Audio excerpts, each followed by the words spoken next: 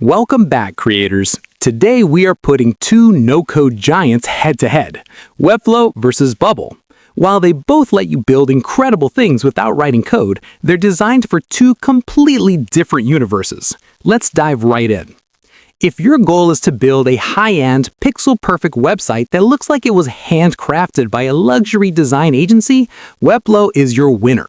It's a front-end powerhouse that gives you absolute control over HTML and CSS visually.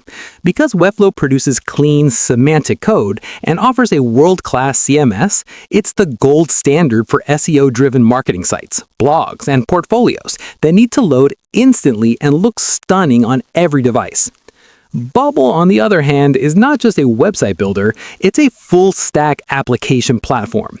While Webflow focuses on how a site looks, Bubble focuses on how it works.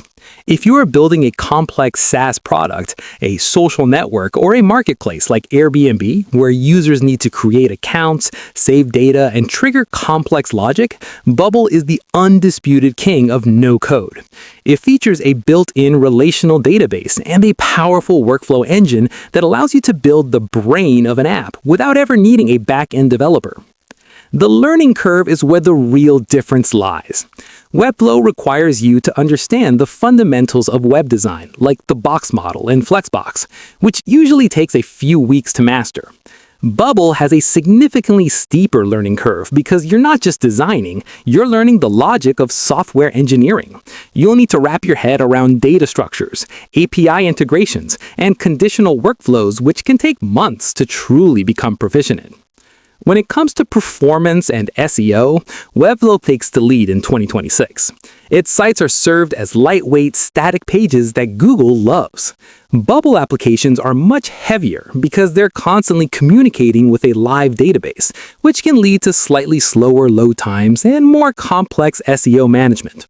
However, for a functional app where user experience depends on dynamic data, that's a trade-off that most founders are happy to make. Ultimately, you should choose Webflow if you're building a professional website where design, branding, and search engine ranking are your top priorities.